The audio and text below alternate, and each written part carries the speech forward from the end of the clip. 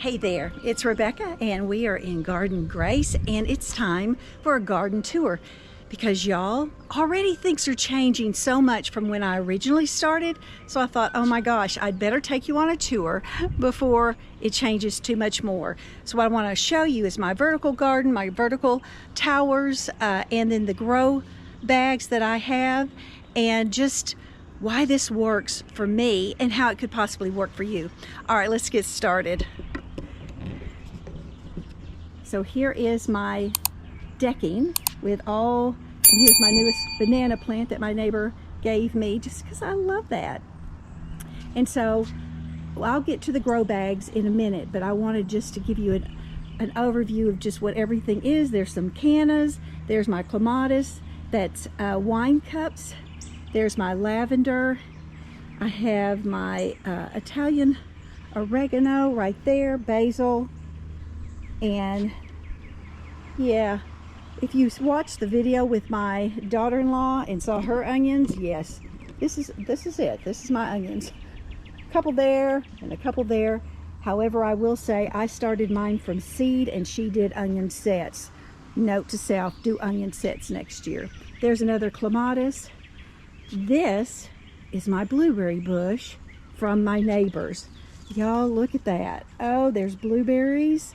I'm going to have to look because I think it's time to start picking them. And this cover actually is from Greenstalk. It is their insect cover, but it has worked really well for me because the squirrels and the cardinals love my blueberries. All right, so let's get started with the Greenstalks, and then we'll get to the rest of the grow bags. And that's a hydrangea, y'all, that I have had for years, actually since 2013. And it comes back every year in that pot. I may need to, I don't know, to divide it. I just don't know. When winter comes, if you have any ideas on how to do that, please let me know in the comments. All right, this is my very first one, and I actually call it the Ladybug Tower, Tower 1. And it, again, has my Swiss chard. The things I started with, Swiss chard, and my strawberry plants, and then I did have some lettuce in here, and that now is gone again, and a spinach plant, and it is gone. So I've got some carrots down here. There's my dill. Here is my eggplant, and these strawberries. Oh, I just love y'all. The strawberry plants I got from Bonnie Plant Company, and I actually ordered them on Amazon, and they come right from Bonnie. And I used to sell, just to let you know, with my feed store, my farm and feed store, I had a greenhouse. I built a greenhouse and had bedding plants and with vegetables and flowers because I love that. And Bonnie Plant is who I got the majority of I got all my vegetable plants from Bonnie. I had a couple of other nurseries that were nearby is where I got the flowers from. But all of the vegetables I got from them, they're non-GMO. I just like the quality and the way that they care for their plants, and the quality of the plant when you receive it. So when I would get it at the store, when I get these in the mail, they're very well packaged, and they're just great. So if you're ever thinking, I got the Swiss chard from Bonnie Plant. I got the strawberry plants. I had gotten my green and red lettuce from Bonnie. So, and they were all great. They were just so healthy. So that's what I wanted to let you know about that. All right, so let's keep going here. Whoop. Now, I have because the spinach has gotten hot, I've planted this Malabar spinach, which is not like the spinach that you would normally see. It grows on a vine. Y'all, I've never grown it.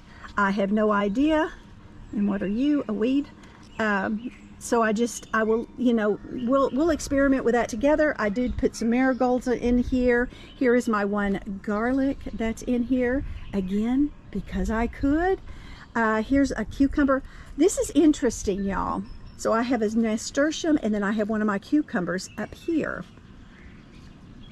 Look at the cucumbers over here in this one. They're massive. So I'm thinking, was that a different cucumber? What was that? Yes. All right. Here's another note. instead of just writing cucumber on it, maybe put the name of the cucumber, because I think I have 2 different kinds. So again, we are learning as we go along. Nothing's a failure, we're simply learning. Okay, and there are some more strawberries. And of course we got a bug in that one. Ugh, that makes me sad. All right, and then let's see.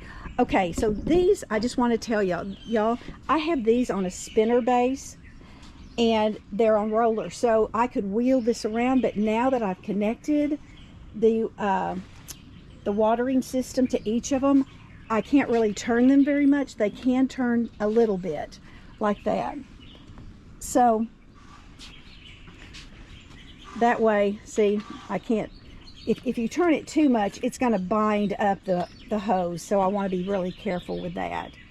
And I think that's pretty much, there's my basil in here, and it's doing well too. Okay, let's move to my Tower 2, which is my lightning bug. Yes, I name these things. And oh, I'm like, oh my goodness gracious, it's so lush. So I did put coleus in. Here's another note to self. Don't put coleus in there. It just gets so big. I guess what I need to do is really pinch it back, because I don't want it blocking my other plants in there. Although I think those are maybe the beans, so they're going to come out of that anyway. All right, it's fun to plant something and then realize, don't do that again next year. Choose something else, but don't do that again next year. Okay, so I have actually 3 types of beans in here. This one, I've got contender. Oh my goodness, they just, they're doing so well. So I have the contender in there. Now let's get over here. And then I have, which isn't doing as well. I need to figure out what's going on because it's losing some of its leaves. This is called a gold rush bean. And this is 2, and it's doing well. So I don't know. I have to do a little more research on that. And I don't know. It's plenty moist, so it's still good. And here's the other coleus on this side.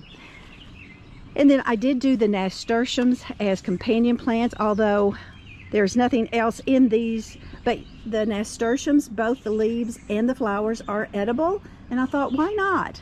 That'd be a cool thing. See, now this is the interesting thing. Here's a nasturtium, and here's a nasturtium.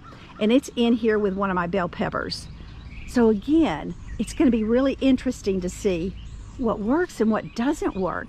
And here's a bell pepper, and I'm pretty sure that those are also, don't do a label thing that where the rain washes it off, because then I'm like, okay. But I will tell you, I have my garden journal, which I left in Oklahoma. I have my garden journal, so I know exactly what is planted, even if there's not a label there. I know when I planted it, and I know what it is. So again, have backup, y'all. Have backup. All right. And again, we've just got our, oh, that nasturtium's doing wonderful. And then there, now I'm pretty sure that these are jalapenos that are up in here. I'm pretty sure that's what they are, that I put jalapenos with the nasturtiums. And then I've just got all my cucumbers. Here's my California Wonder Bell pepper. Y'all, those just are a little bit slower. I didn't realize that they were so much slower even than the tomato plants. And then I do have a couple of eggplants in here. Again, I just didn't realize how lush everything was going to be, and how it could block out the other cells. That is something you have to be really careful of when you're doing this. Now over here, this is my Tower 3, which is the Greenstalk tower, and that's just what I named it.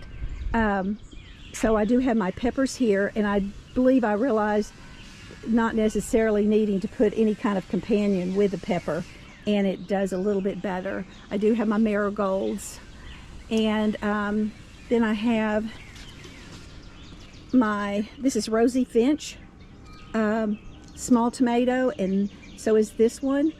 And let's see what you are. So I have sweet banana pepper, I have Gosha de Oro peppers, and I have Carmen peppers, along with that California Wonder. And then this is a Cherry Falls. Now, one thing I did, I took a lot of, I have a hard time thinning.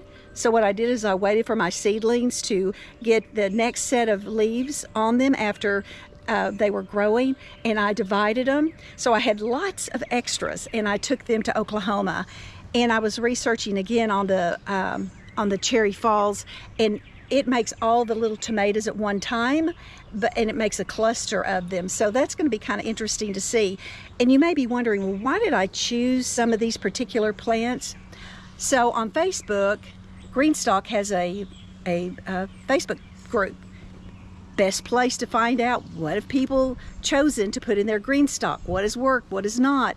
And even like the different seeds. I remember bunny hop seeds were one that people really liked, and I believe that's where I got my Carmen peppers and the Gosha de Oro peppers from. It seems like I got something else, but again, I need my journal to be able to share that with you. All right. And a lot of these are empty, y'all, just because I've got some peppers over there I need to get planted in here. I want to put in a few of the smaller cucumber plants, well, actually seeds, and I love my stickers on here too. And I want to plant some more of my, these are my husband loves the Roma 2 Italian flat beans, and so I've got 2 started. Now this is something interesting that I found out. You can do succession planting with your contender and gold rush beans, which I did, and so that then they'll come, you know, they'll have a succession of giving you beans. But Roma 2, you can't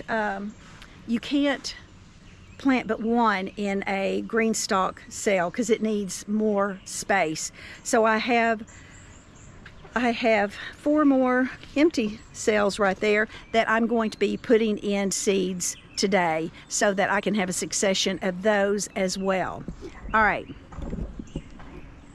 Now there's that Gosha de Oro. There's another one. Y'all, if you're wondering what the world, what's going on down there? Well, I had 4 of my strawberry plants down there, and the raccoons were eating my strawberries. I just didn't have a space. I really wanted to keep all the strawberries together, and I didn't have a space over there in Tower 1 to put it, so it has stayed there. And so I've got open spaces. I also, another thing that, y'all, unless you see my short on what I'm not going to plant next year, I had 2 huge broccoli plants. They did so well, and they were small. When my neighbor, she got a 6-pack and she only wanted 4 of them, so she gave me the other 2. And oh my gosh, so that was interesting. Great broccoli, but my oh my, and it just took up so much space. So anyway, I've now pulled those out, and it's time to get something else in. So that is something, y'all, that's so interesting to keep in mind is, again, what's next? What am I going to do next? Now, I've got carrots down there, just like I did over there. I think they're planted too close together. Anyway, and then again, I don't have, and these were, y'all, these were tomato plants I started from seed, and so I'm pretty excited about that. I have them, the name of them, in my journal. Just can't tell you right now. This one is, the Bush Ace 55, and that might be what the majority of those are. And then I have some curly parsley that, just 2 plants. So see, I still have openings here. Now, I love Cherokee purple tomatoes, and I got these from Bonnie Plant as well, and they were small when I got them. Put them in the grow bags, And my neighbor had also given me one that she got at a plant swap. So we already have tomatoes growing on them. Oh my gosh, I am so excited, but I'm gonna have to pay attention so that the squirrels or the raccoons don't get them as well. And keep an eye that they're healthy. Oh, that one looks like something's going on there. So I've gotta do some research on that. And I have, I did got my neighbor, got the irrigation tubing and the posts from Walmart, and created my own tomato trellises that I can use year after year. And yeah, they were pretty easy to put together. Well, it was just a lot of fun to put it together with her. So other than that, I've already done haircuts on the plants to keep the ventilation, the airflow really good through them, because that's very, very important to do. But every single one of them has tomatoes. So I'm pretty excited about that. I'm really, really, really excited about that. As excited as I was, y'all, when I harvested my first bag of potatoes. I had a grow bag, which I'll be uploading that. And I did two, the red Lesotho potatoes and the Pontiac Gold. No, they were red Pontiac and